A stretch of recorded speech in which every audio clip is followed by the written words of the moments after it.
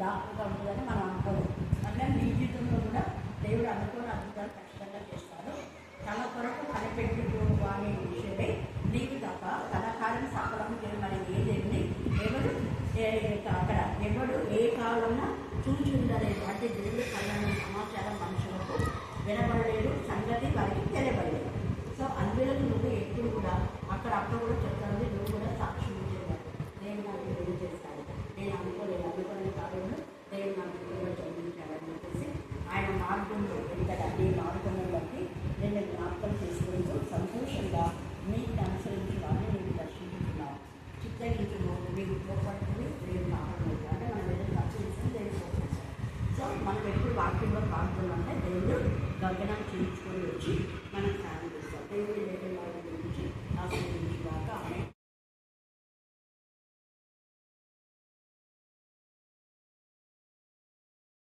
నీ దేవుడైన యెహోవాను తెచ్చి నీవు దాన్ని స్వాధీనపరచు. ఆయన నీకు మేలు చేసి నీ పుత్రుల కంటే నిన్ను విస్తరింపజేయండి. దీవించి ఆశ్రయించుగా. అమ్మాయినా అమ్మాయినా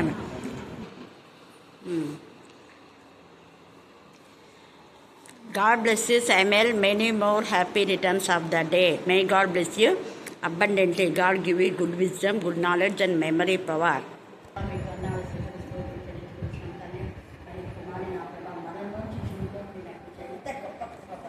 ఇది జగత్తు పునాది వేయబడకుండా మీ ప్రాణానికి నా తల్లి దేవ నా ప్రభా మరి దేవుని నా ప్రభా తమ్ముడు మీరు జ్ఞాపకం తీసుకుని వారి పిల్లల కోసం మీ శరీరం కనిపెట్టప్పుడు నా తల్లి మీరు ఇచ్చినటువంటి దీవి ప్రభా మీ పరలోకపు నా ప్రభా తల్లికి ప్రభా మన సేవే జ్ఞానాత్మలో నిలబడి తల్లిదండ్రులు విధేయులుగా నీకు విధేయులుగా నేను మహిపరిచి కనపరచడానికి నా ప్రభా వాక్యంలో ప్రార్థన ఇవ్వడానికి మరి ఈ సంవత్సరంలో కుమారుడికి పూర్ణ ఆరోగ్యం, పూర్ణ బలం, పూర్ణ శక్తి, పూర్ణ ఆయుష్ మీరు దయచేయమని ప్రార్థిస్తున్నా. దేవా మీకే స్తోత్రం, మీకే స్తోత్రం, మీకే స్తోత్రం, మీకే స్తోత్రం, మీకే స్తోత్రం. మరి నా ప్రభా నా తల్లి కుమారుడు నా తల్లి దేవా మరి స్కూల్కి వెళ్ళినప్పుడు వచ్చినప్పుడు మీ గాయపడిన దేవి కాలేజీలో కూడా మీ శరీరాలు కూడా వస్తామని ప్రార్థిస్తున్నాం. వారి పంట పొలం మీరు ఆశ్రయించండి. తోట దేవ ఈ కుమారుడు యొక్క నా ప్రభా మరి జయించి చేశాను మా ప్రభా మీరు ఆశ్రయించండి. కుమారుడు బట్టి వారి వంశంలో మీరు వర్ధించండి ప్రార్థిస్తున్నాం. అలాగనే వివరాలు ఏమైనా మన పక్కన కూడా మీరు ఉండి మా తల్లి మీరు అందరి సమాధానం కల సాధన తండ్రి రాయపరచండి. మమ్మల్ని మాత్రం విచిత్రంగా సమర్పిస్తున్నాం. మరొకసారి వారి పొలంలో మీరు రక్తంలో చూపించిన అంతటి ఇతరుల కంటే ఎక్కువగా నా ప్రభావం ఏమిది నా తల్లి దేవ మరి పనులు కూడా మేము నిర్మిస్తున్నాం. ఏది నా ప్రార్థిస్తున్నాం తండ్రి. ఆమె ఆమె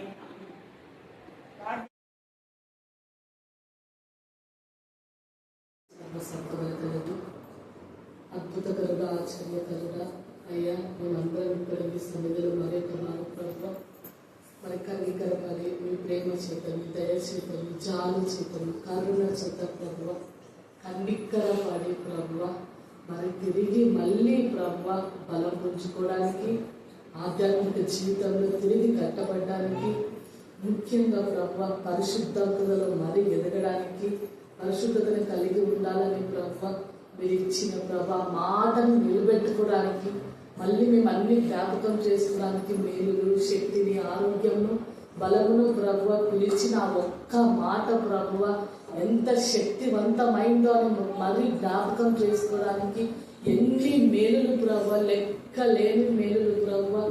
ఎంత స్తుతించాలో మా శక్తి లోపం లేకుండా మేము స్తుతించాలి ప్రభువ. కానీ స్తుతించవలసినంత స్తుతించలేకపోతున్నాం ప్రభువ. అది మా లోపమే, మా శక్తిహీనతనే ప్రభు. ఆయనను క్షమించి కనికరించి ప్రభు ఈ సంవత్సరంలో మరి ఒక మారు మమ్మల్ని దయ చూపించి అయ్యా నీరెక్కల నీడలో ప్రభు మళ్ళీ మా ఆత్మీయ పాఠశాలలో ఆత్మీయ తల్లి నీడలోకి మమ్మల్ని తీసుకొచ్చినందుకు మీకు వందనాలు చెల్లిస్తున్నాను ప్రభు. అయ్యా ఎల్లప్పుడూ ప్రభు జ్ఞాపన చేస్తున్న దేవుడు కదా ప్రభు. మరి అందుని బట్టి మీకు లెక్క లేని వందనాలు ప్రభు. అయ్యా మాతృడకు నన్ను జ్ఞాపకం చేసుకోవడానికి మంచి జీవమే పాటిది ప్రభు. ఆత్మదేవ అగ్ని అయిన దేవుడు కదా ప్రభు. మరి సహాయం చేయండి ప్రభు. అయ్యా వాక్యానుసారంగా మేము జీవించడానికి సహాయం చేయండి ప్రభు. వాక్యమై ఉన్న దేవుడు ప్రభు. మరి ప్రభు అంతలో ఉండి ప్రభు వాడిపోయే ప్రభు మరి నా తండ్రి గడ్డి లాంటి జీవితం, పువ్వు లాంటి జీవితం ప్రభు, గాలి బుడగ లాంటి జీవితం కదా ప్రభు. మరి సహాయం చేయండి ప్రభు. మరి వ్యర్థమైన మనుషుల వైపు ప్రభు, మరి లోకం వైపు ప్రభువ మరి ప్రభు ఆలోచనలు అందించడానికి సహాయం చేయండి ప్రభు. అయ్యా మరి నీలో ఉండి అక్క ప్రభు అయ్యా మనుషులు చెప్పిన మాటలు విని లోకం వైపు చూసి ప్రభు మరి నిద్రించడానికి కారణం ప్రభు మనుషులను నమ్మి మనుషుల మాటలు నమ్మి తను మరణాన్ని తెచ్చుకుంది ప్రభు. మరి ఈ స్థితి ఎవరికి రావద్దని నేను ప్రార్థన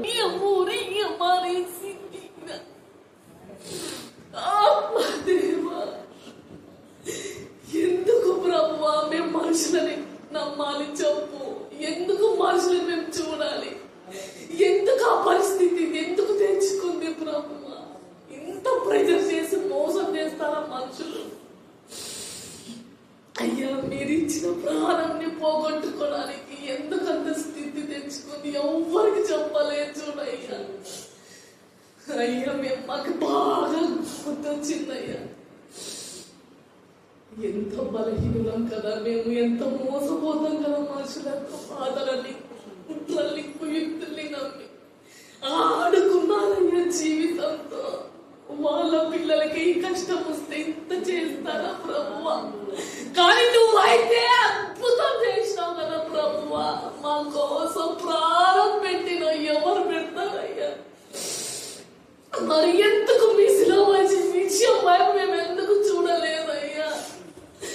ఎందుకు ఆ ప్రాణంని ఆ రక్తంని ఆ నీరును సాక్షిగా నిలబెట్టిన ఎందుకు మేము చూడలేకపోయినాం? ఎందుకయ్యా ఇంత బాధ తెచ్చుకోవాల్సిన పరిస్థితి? ఎందుకు నమ్మితే ఇంత మోసం చేస్తారా ప్రభు? వద్దు ప్రభు. వాళ్ళ పిల్లలైనా మీరు రక్షిస్తాను. వాళ్ళ పిల్లలు బాబు అడ్డం తీయాలి. అడ్డం పెట్టు. అడ్డం పెట్టు. ఇది ఎడిటింగ్ మాకు వస్తుంది. ఇట్లా ఇట్లా పెట్టి తర్వాత అంతా ఇట్లా కవర్ చేయాలి. వచ్చు కదా నీకు? దీనికి ఆన్లో ఉందా? వీడియో ఆన్లో ఉందా?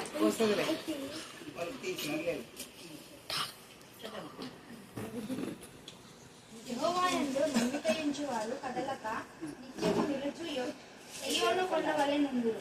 యెరూషలేము చుట్టూ పర్వతములున్నట్లు యెహోవా ఇది మొదలుకొని నిత్యము తన ప్రజల చుట్టూ ఉండును. నీతిమంతులు పాపము చేయుటకు తమ చేతులు చాపకుంటున్నట్లు భక్తిహీనుల రాజదండము నీతిమంతుల స్వాస్థ్యము మీద నుండును. యెహోవా మంచివారికి మేలు చేయుము, యథార్థ హృదయులకు మేలు చేయుము. దేవుడి వాక్యం గురించి ఆశ్రయించుగాక.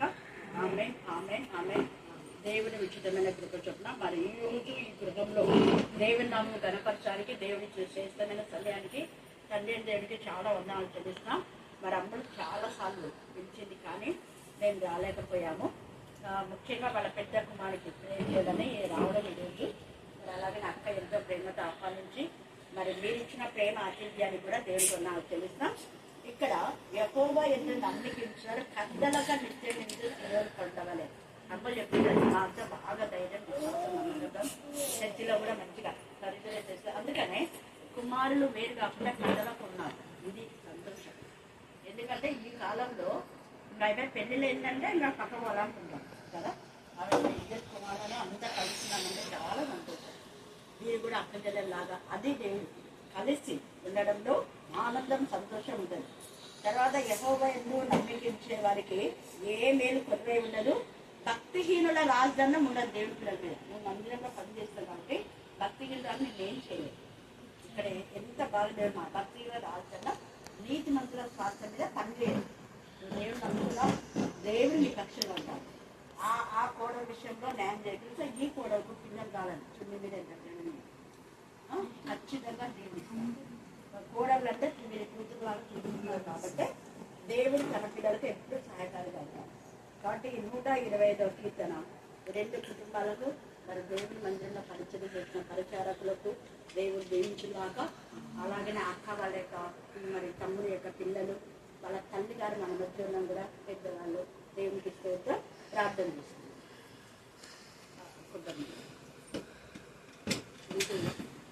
ఇంకా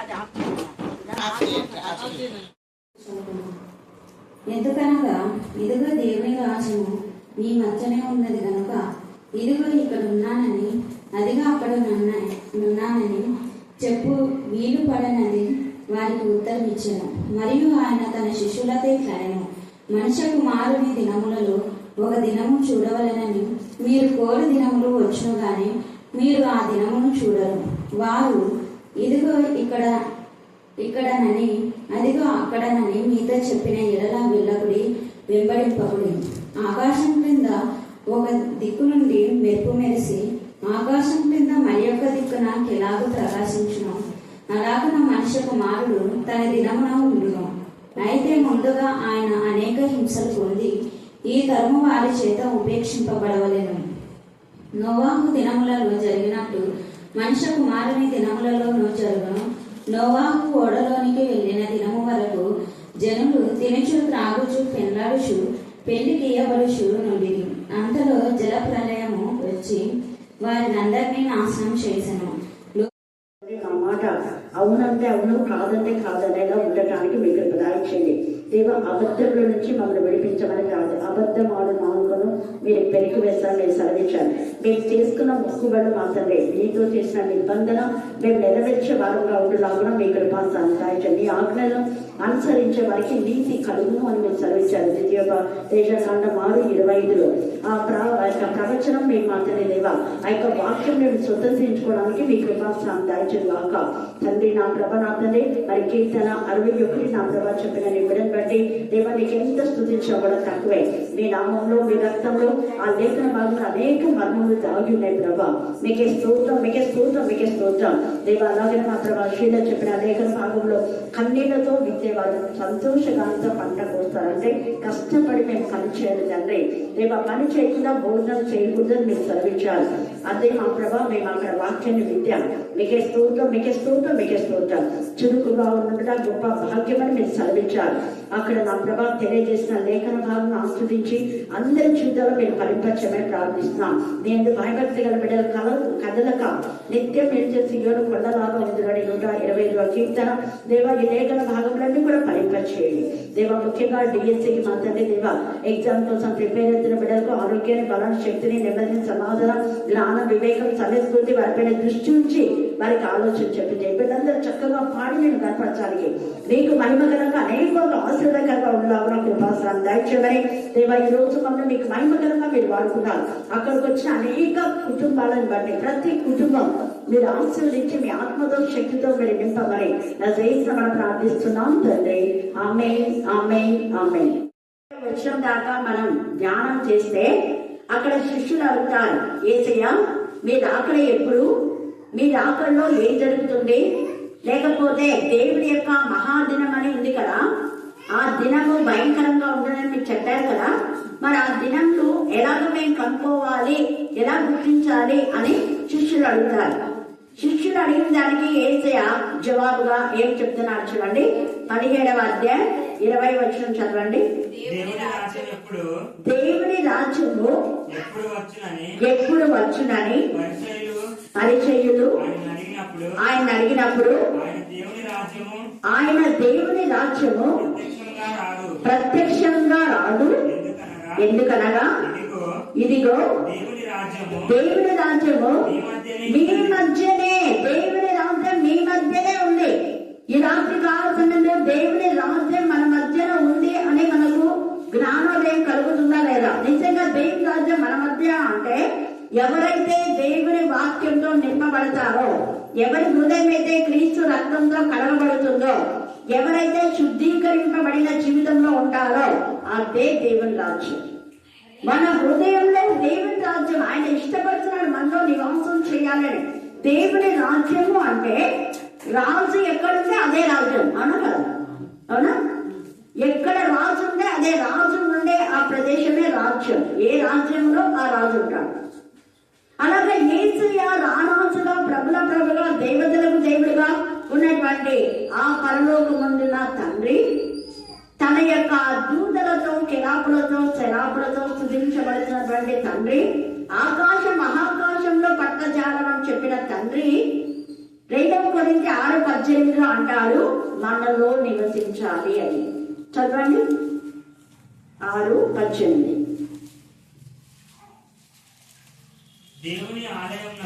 దేవుని ఆలయంనకు విగ్రహములతో ఏం పొందిక. అలాగనే దేవుని పిల్లలు మీకు లోకాస్తులతో పంది పిల్లలతో ఏం పొందిక ఉండదా? ఉండదు. పంది పిల్లలతో కుక్క పిల్లలతో ఏం పొందిక. దేవుని పిల్లలు ప్రత్యేకంగా ఉంటారు. దేవుని పిల్లలు రోషముల పిల్లలుగా ఉంటారు.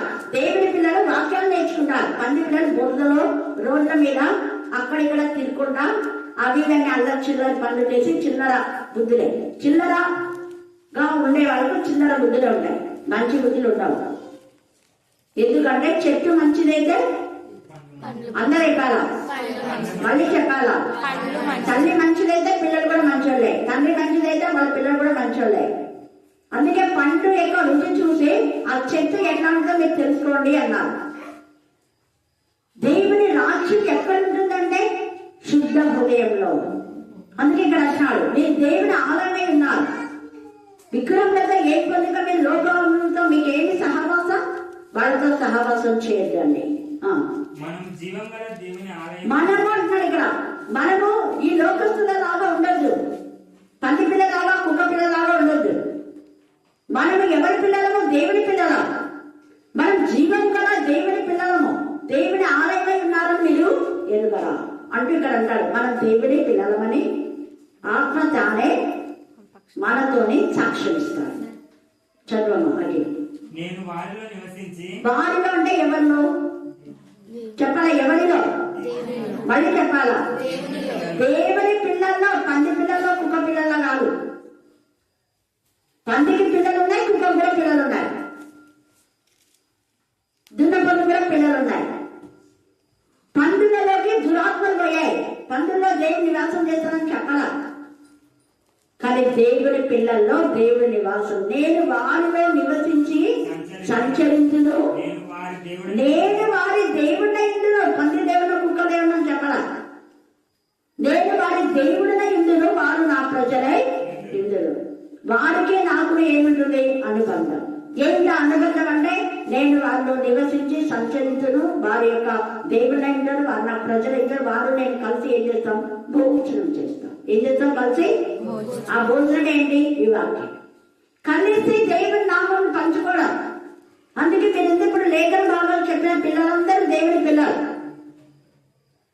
మిగతా వాళ్ళంతా రౌడీలే వాక్యానుసారంగా.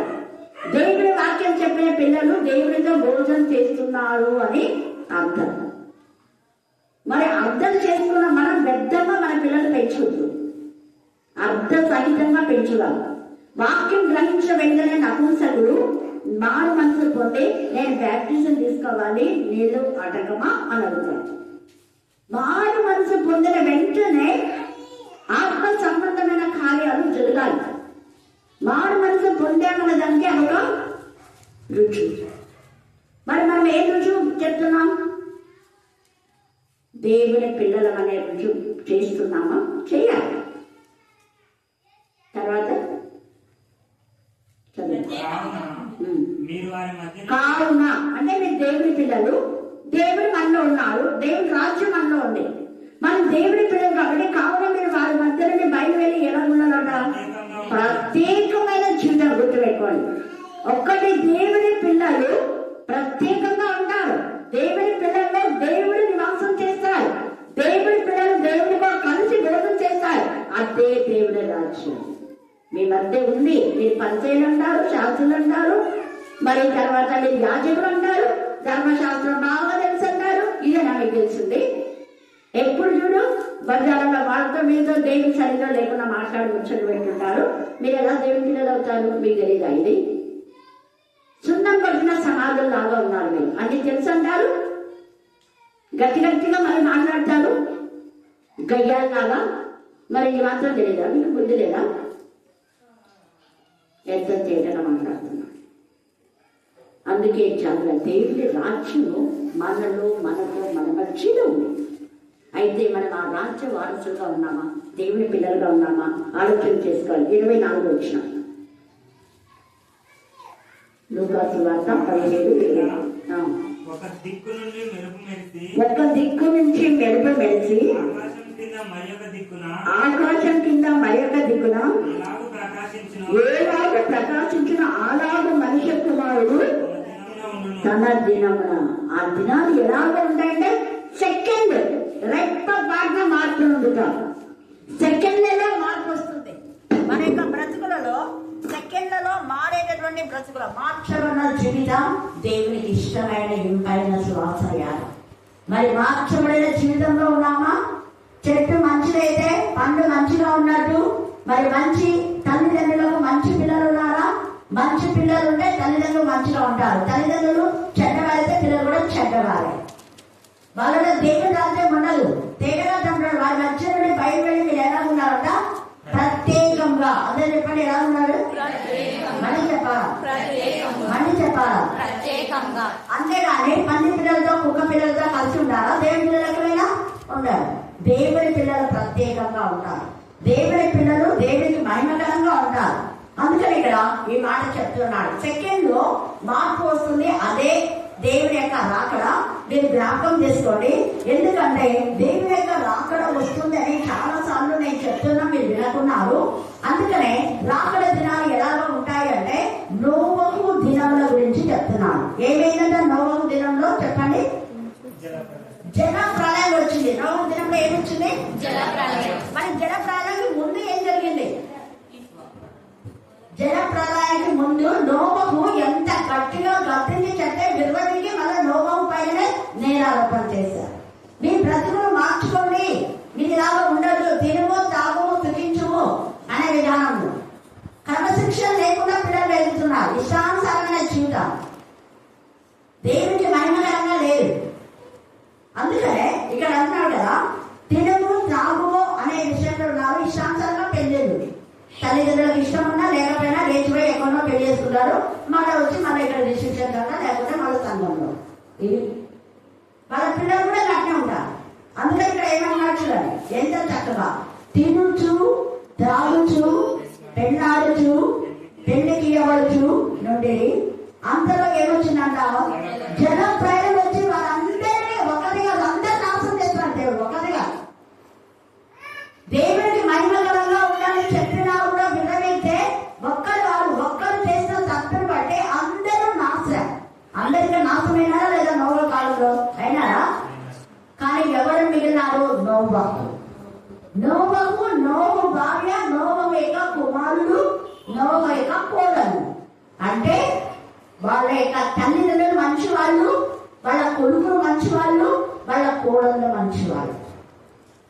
మిగతా వాళ్ళంతా పనికిమాల వాళ్ళు కాబట్టి నాశనమైన వాళ్ళ తల్లులు పనికిమాల తల్లులు, తండ్రులు పనికిమాల తల్లులు వాళ్ళ పిల్లలు పనికిమాల జాతి, పంది కుక్క లాంటి బ్రతుకులు, బురదలో పొర్ర జీవితం. అందుకని వాళ్ళంతా బురదలో కొట్టుకుపోయినారు. జల ప్రళయం అంతా వానంతా వచ్చి కొట్టుకోకపోతే వాళ్ళంతా ఎక్కడ కోరుకుపోతారు? బురదలో. ఒప్పుకున్నారు? అంతేనా కాదు, వర్షం వస్తే ఏమైతుంది? బురద వస్తా లేదా? బురద కూరుకుపోతారా? శవాన్ని తేగగా మాట్లాడుతున్నాం. పంది పిల్లలు బురదలో ఉన్నట్లా దేవుడి విరోధంలో ఉన్నారంతా బురదలో నాశనం అయిపోతారు. వాళ్ళందరూ అంటున్నాడు, ఒకరు కాదు. మళ్ళీ చదవండి, అందరూ చెప్పండి మాట. జల ప్రళయము గట్టిగా అంతలో జల ప్రళయం వచ్చి వారందరినీ నాశనం చేశాను.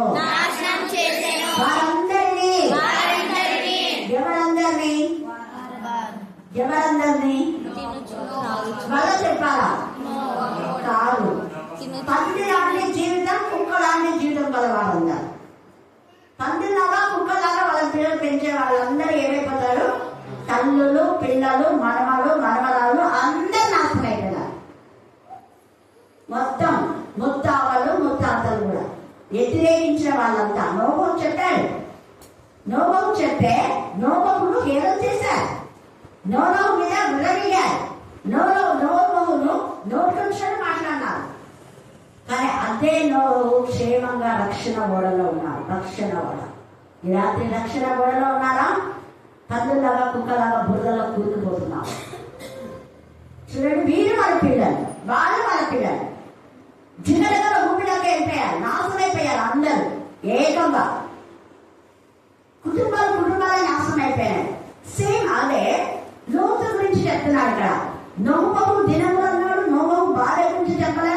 స్పెసిఫిక్ గా లోతు భార్య గురించి చెప్తున్నాడు. లోతు భార్య యొక్క లక్షణం చెప్తే ఇక్కడ చూడండి. అంతలో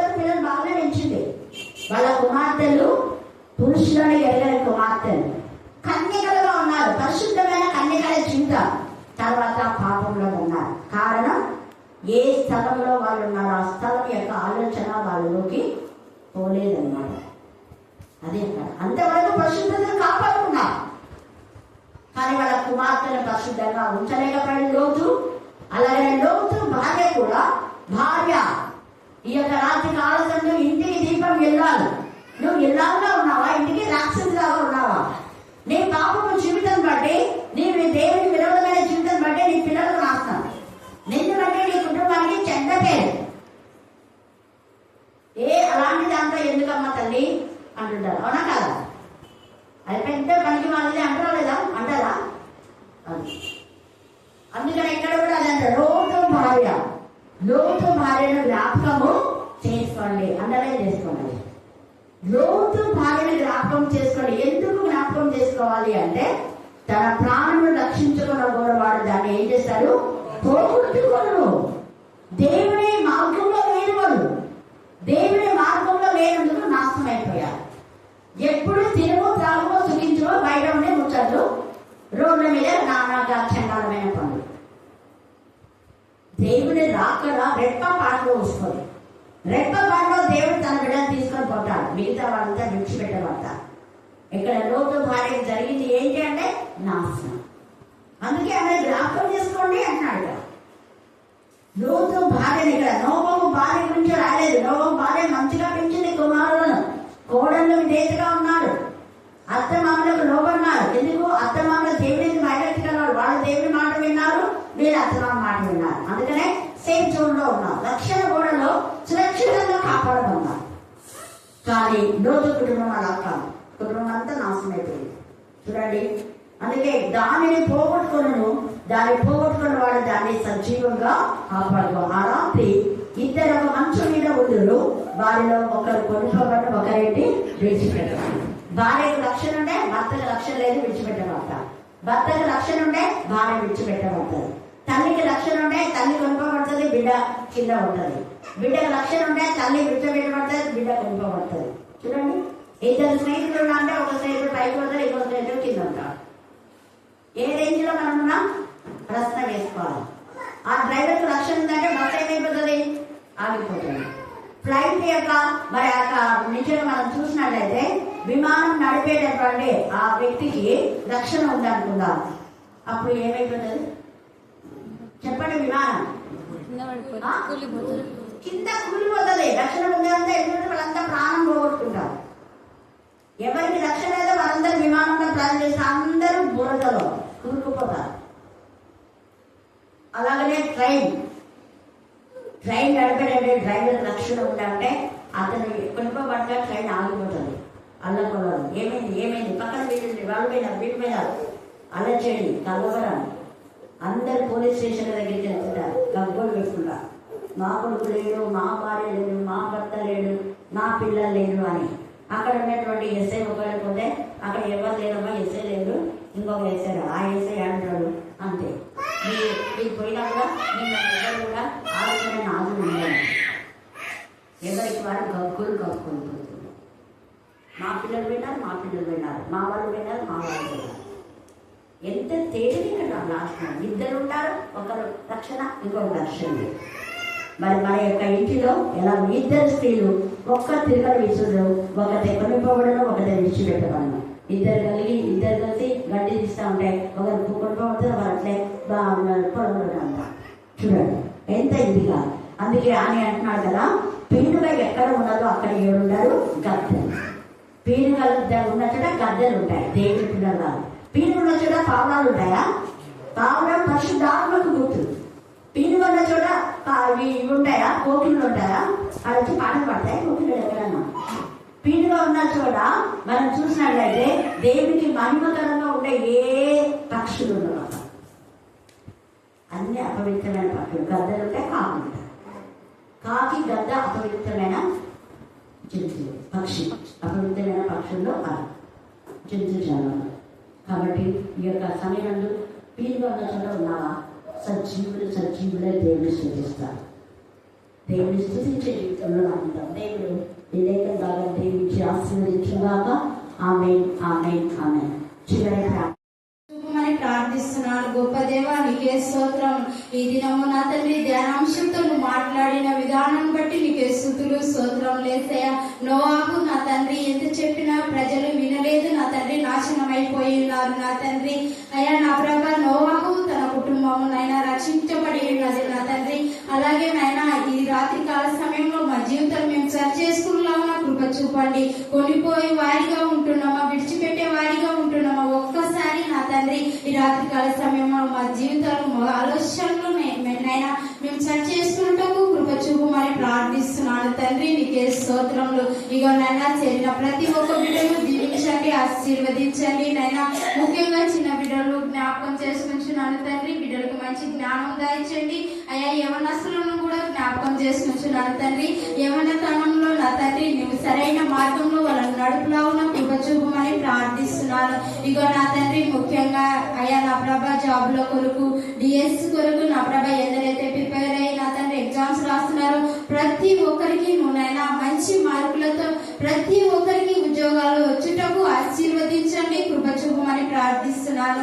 ఇగో నా తండ్రి అక్కగారిని కూడా జ్ఞాపకం చేసుకుంటున్నాను తండ్రి. నీ బిడ్డ నా తండ్రి అయా నైనా నీ పరిశుద్ధాత్మతో నీ కుమార్తెని వాడుకొని నైనా ప్రతి చోటికి వెళ్ళుటకు కృప చూపిన దేవా. ప్రతి చోట వెళ్ళే చోట అంతా నీ పరిశుద్ధాత్మతో నీ బిడ్డను వాడుకొని ప్రతి ఒక్కరికి నైనా స్వార్థ ప్రకటించే శక్తిని బిడ్డకు అనుగ్రహించినందుకు నీకే స్తుతులు స్తోత్రములు. అనేక ఆత్మలు నా తండ్రి నడిపించుతున్నందుకు నీకే స్తుతులు స్తోత్రములు చెల్లిస్తూ అయ్యా మరొక్కసారి చేరిన ప్రతి ఒక్క బిడ్డను అయ్యా నీ చేతులకు అప్పగిస్తున్నాను తండ్రి. అయ్యా నా ప్రభ ఏ బిడ్డ ఏ సమస్యతో నీ సన్నిధానంలో చేరి నిన్ను ఆరాధించుటకు నిన్ను మొరపెట్టుచున్నారో ప్రతి ఒక్క మొరను ఆలకించి ప్రతి ఒక్కరికి జవాబును నువ్వు అనుగ్రహిస్తావని మమ్మల్ని